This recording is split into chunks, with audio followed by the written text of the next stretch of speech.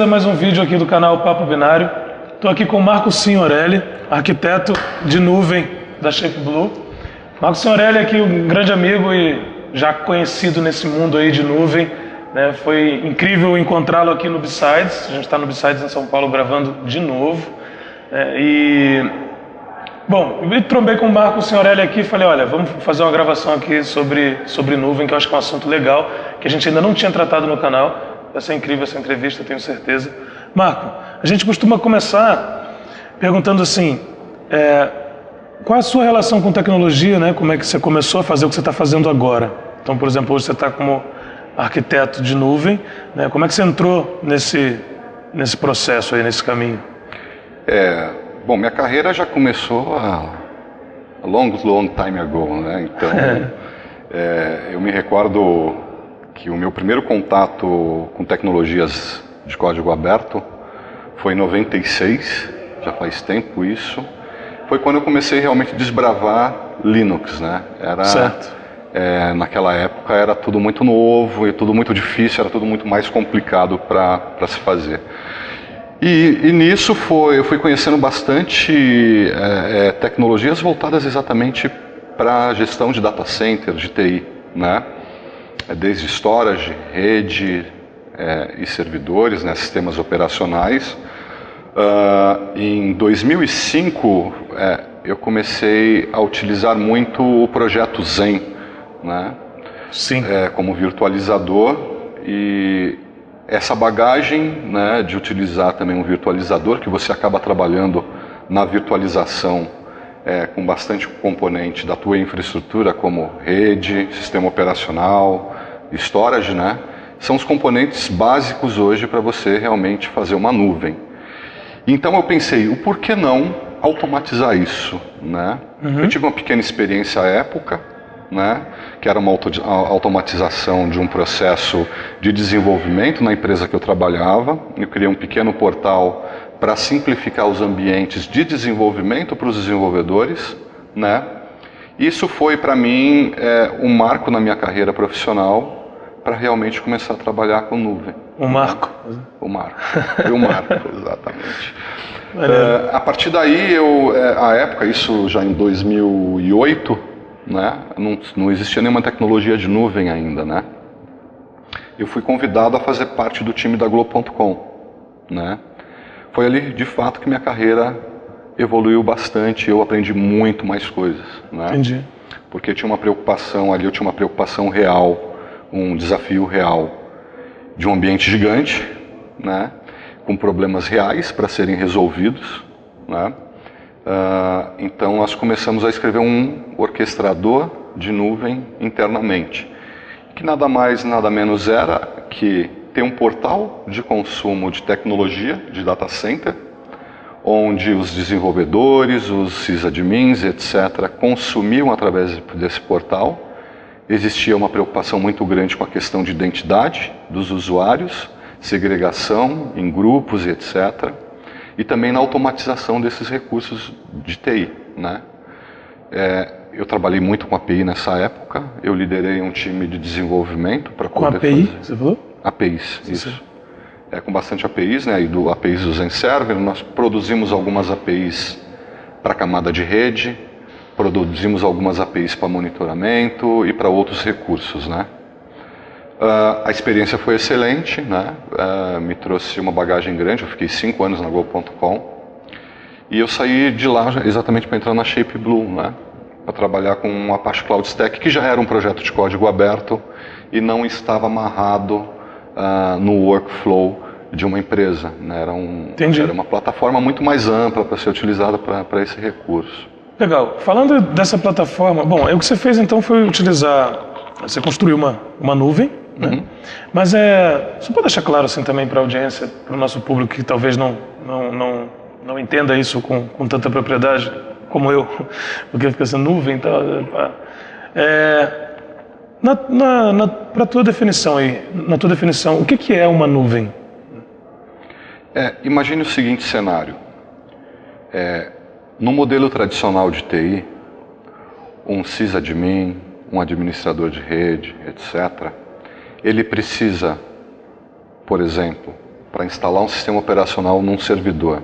Sim. Ele precisa ou abrir o KVM, se logar e instalar o sistema operacional. Ou ir lá no próprio servidor, colocar o CD de instalação e fazer a instalação. Sim. O administrador de rede precisa se conectar, por exemplo, no switch para colocar uma VLAN ou para fazer um ACL, etc. O storage é a mesma coisa, para conectar o storage ao servidor. Então tem vários processos que são manuais. Sim. E difíceis, porque acaba, principalmente quando você fala de corporações maiores, você tem processos, você tem tickets, você tem SLA para seguir, tem várias coisas. Claro. E o usuário final, no caso o desenvolvedor, ele precisa pedir isso para alguém e tem uma fila que é consumida.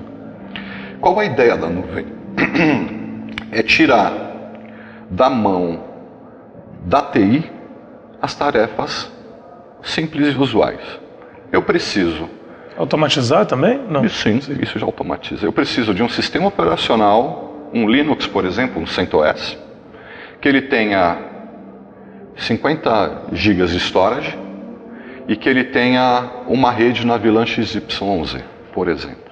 Essa tarefa que anteriormente a nuvem era executada por várias pessoas, né? O desenvolvedor diretamente num portal de consumo ele consegue fazer a parametrização e praticamente em menos de um minuto ele tem a máquina dele virtual rodando com as regras de firewalls configurada, com a rede correta, com storage.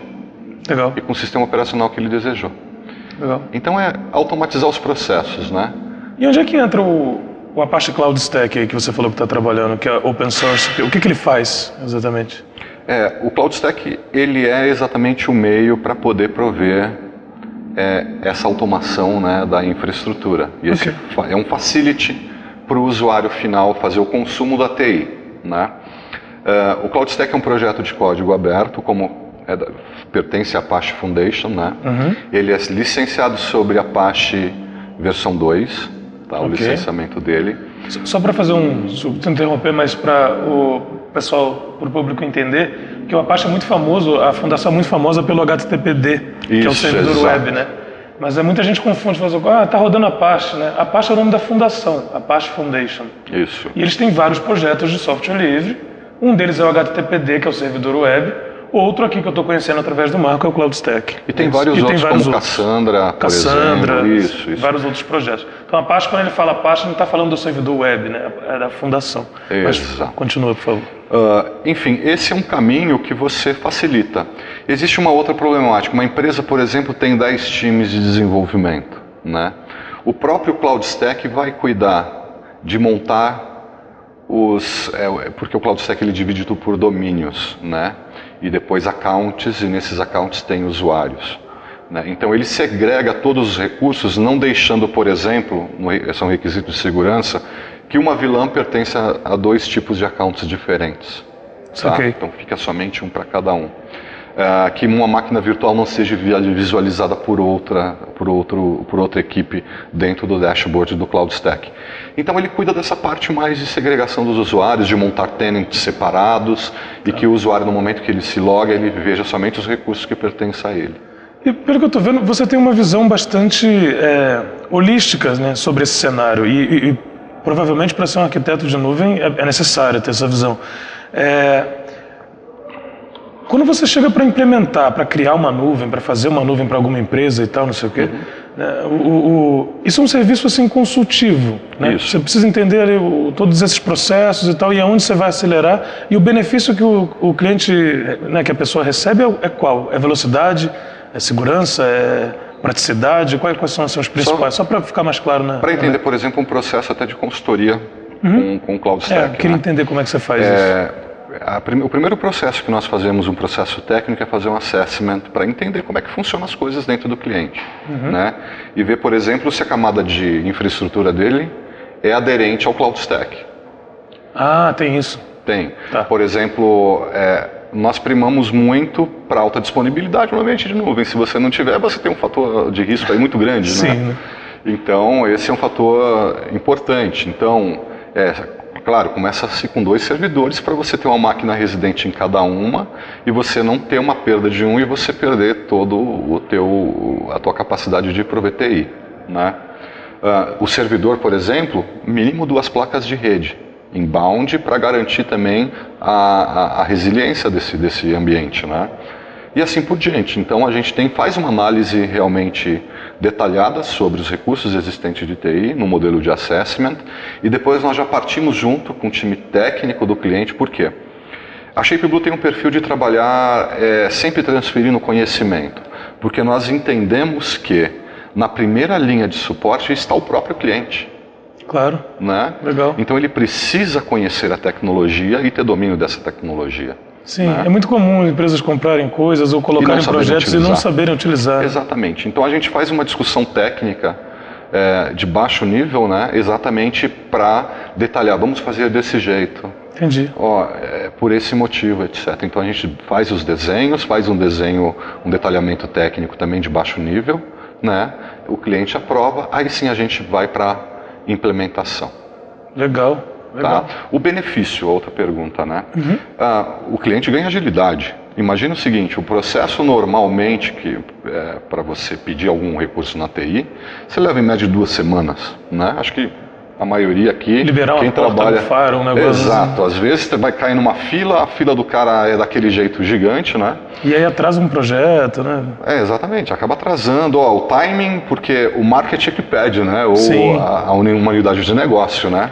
Ele pede aquele recurso, não é possível disponibilizar aquele recurso por qual motivo? Porque não é ágil o processo de execução no teu ambiente de TI, né? O Cloud Stack exatamente vai vir nessa linha, de entregar para o cliente, para quem está pedindo, o recurso para ser configurado e não dependendo mais de um processo moroso para poder fazer o licenciamento. Entendi. O que era 2 semanas, você pode aí, com uma discussão técnica sobre o projeto, etc., levar de 1 a 2 dias. Então é bem ágil mesmo. Legal, legal. Agora, você falou da transferência de conhecimento, isso me interessou bastante. A gente também faz muito isso, assim, na mente binária e tal, a gente basicamente transferência de conhecimento. Que dica que você daria assim, para quem está afim, quem conhece, talvez, acho que é na área de Linux, então, é a sua área, né? Sim. Com essas tecnologias, mas quem está afim de estudar isso, de se tornar um arquiteto de soluções em nuvem, né, estudar cloud ou Apache Cloud Stack, enfim, que caminho que você diria para essa pessoa seguir, né, por onde fazer, quais tecnologias estudar e focar e, depois de você falar isso, já emendando uma última pergunta, como é que está o mercado disso? Para a galera que está vendo aí. Tá ótimo. Bom, como base, eu quero conhecer nuvem. Linux é extremamente importante. Tem que ter. E rede. E rede. Legal. Tá? Então são 2 coisas que não vão se desligar uma da outra na nuvem. Beleza. O storage é um conhecimento que você não precisa ser tão aprofundado de saber os bits e bytes do storage. Né? Lê o manual ali para ver como configura. Ok. E beleza. Cria seu volume, cria sua alum, vai embora. Tá. Né?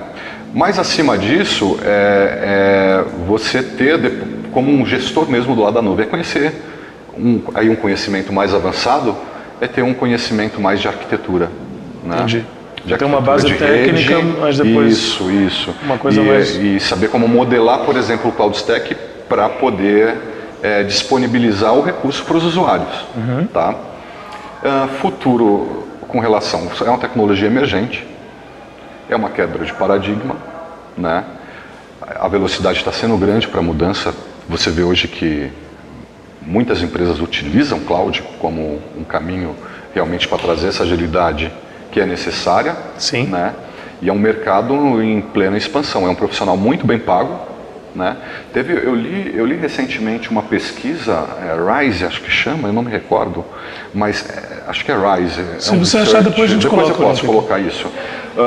Essa pesquisa, ela coloca um profissional de nuvem, né, como um dos 5 melhores pagos nos Estados Unidos.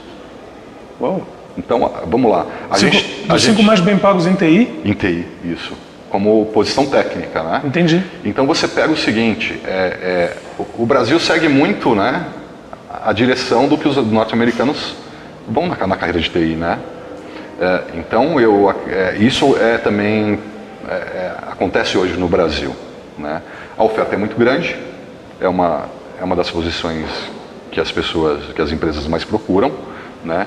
Então, uma boa formação técnica, o conhecimento das tecnologias envolvidas, conhecimento de tecnologia ágil, né, etc., é o que vai agregar para esse profissional. E ele, né, tem que ser um profissional que não fique somente especialista em uma única. Conheço tudo de Linux, não vai resolver, né? Então ele tem que ter um conhecimento mais amplo e não especializado. Você pode ser especialista em um item, ou 2, ou 3, mas não ser somente desses. Você tem que ter uma visão muito mais ampla. E que vai integrar um monte de coisa. É muita coisa para integrar. Às vezes parece um problema grande de gerenciar tudo isso, mas depois você vê que a simplicidade é muito interessante. Legal. Tá? Cara, muito obrigado. Acho Fechou. que clareou bastante aí essa nuvem de fumaça que tinha. Vou fazer uma piada ruim aqui para fechar, né? Bom, aqui em São Que Paulo tinha só tem nuvem de água. Aqui tá complicado, né? Tá rolando. E já tá chovendo. Toda vez que a gente vem gravar em São Paulo, chove. Acontece isso. Terra da Garoa, né? Mas a gente sai aí, a gente dá um jeito aí. Cara, brigadão. Muito obrigado por vir, por aceitar esse convite. Valeu. Vai ser Obrigado incrível a ter vocês. essa entrevista com você no nosso canal. E você aí, fica ligado para os próximos, se inscreve, se curtiu, dá o like aí, se quiser tirar alguma dúvida também, faz algum comentário aí, alguma pergunta que você tiver, o Marco vai estar aí com a gente, tem o Twitter dele também. Compartilha esse vídeo, não deixa de ativar a notificação na hora que você inscrever, senão você não recebe os próximos, vai ter mais vídeo, sempre está lá. Valeu!